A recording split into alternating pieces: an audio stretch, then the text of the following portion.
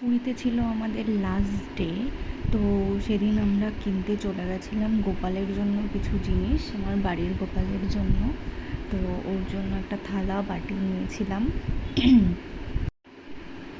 এই টুকটাক কেনাকাটা তো করতে হয় কোথাও ঘুরতে গেলে, সেই জন্যই কিনতে চলে গেছিলাম।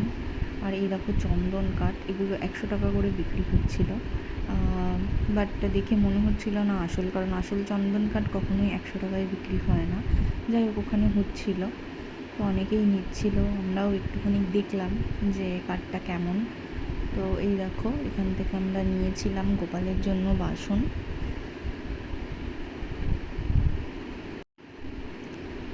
আমার ছেলেও আমার সাথে সাথে শুরু করেছে দেখা, ওর জন্য থালাবাটি নেবে, বারবারই বলছিল গোপালের জন্য নাও, গোপালের জন্য নাও, সাথে নিজেকেও বলছিল নিজের জন্য নাও।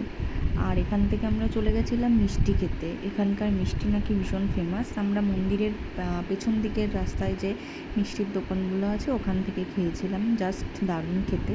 এটা দেখো, নিচ্ছিলাম ক্ষীর দই, আর আমার ছেলেদিকে বলছিল কালো জাম খাবে, কোনোটাই খায় না যদিও বা, কিন্তু ওই যে বাচ্চাদের মন, ও ওটা খাবে, ওটা ভালো লেগেছে, ও ভাবছিল ওটা চকলেট, তো সেই জন্য ওটা নিলাম একটু। তো মিষ্টিগুলো কিন্তু জাস্ট দারুণ খেতে ছিল। জানি না এটা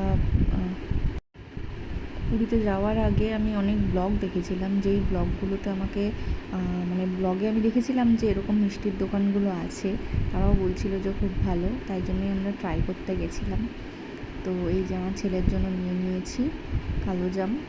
তো ওটা খাওয়ার পরে ও আবার ট্রাই করছিল রসগোল্লা, তো আমরাও একটু ট্রাই করলাম। তো যাই হোক, আমি একদমই মিষ্টি খেতে ভালোবাসি না, কিন্তু জাস্ট ট্রাই করে দেখলাম যে কেমন খেতে। তোমাদের সাথে একটা ঘটনা শেয়ার করি। আমি প্রথম কোনো শ্মশানে গেলাম, মানে এত কাছ থেকে এরকম শ্মশান আমি কোনো দিনও দেখিনি। মানে শ্মশান দেখিনি, শ্মশানের ভেতরে যে যাওয়া বা কিছু এরকম আমি কোনো দিনও যাইনি আর দেখিও নি।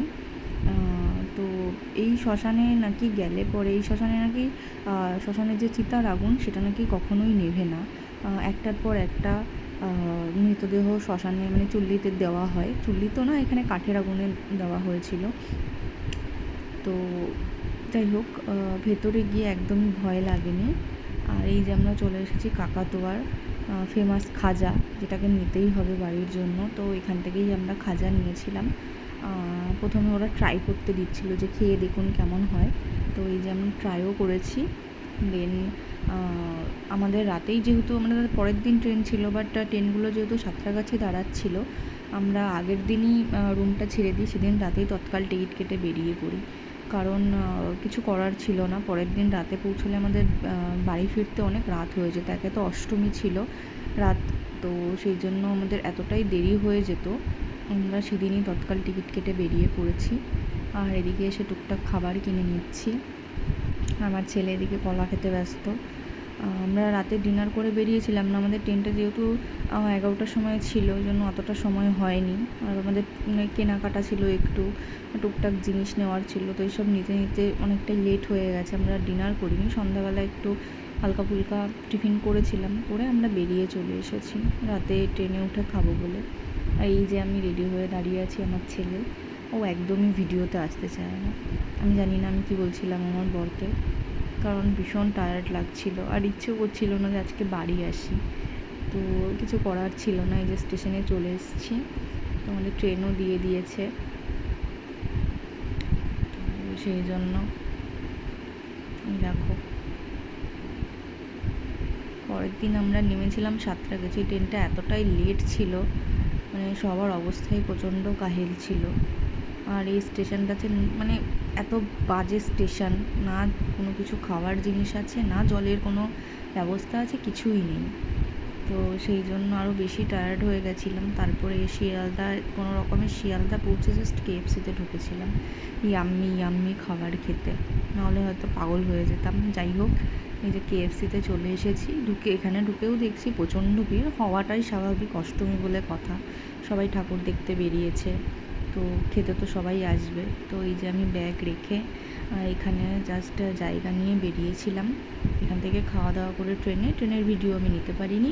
সো বাড়ি এসে বেরিয়ে পড়েছিলাম ঠাকুর দেখতে, সেটা তো যেতেই হতো। তো এই দেখো লাইটিংয়ের মাঝখান দিয়ে যাচ্ছে, আর বাড়ি এসে এত ভালো লাগছিল। আর সত্যি কথা বলতে এই লাইটিংগুলোর মধ্যে দিয়ে যেতে বেশি ভালো লাগে আমার পুজোর সময়। তো বেশি কোথাও যাইনি, চাকদাতেই একটুখানি গেছিলাম ঠাকুর দেখতে, কারণ প্রচণ্ড টায়ার্ড ছিলাম।